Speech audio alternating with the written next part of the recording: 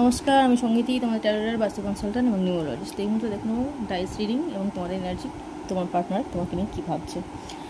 তো নাম্বার ওয়ানের মানে হলো তোমার পার্টনার কিন্তু তোমাকে ভালোবাসে, তোমাকে কেয়ার করে, যত্ন করে এবং একটু একগুঁয়ে টাইপের, একরোখা টাইপের। ঠিক আছে, তোমাকে নিয়ে কিন্তু চলে, বাট একরোখা টাইপের। যেটা সে বলবে সেটা কিন্তু তোমার ভালোর জন্য বলো বা যেভাবেই বলুক না কেন, সে কিন্তু নিজের মতামত অনুযায়ী চলবে, একরোখা টাইপের।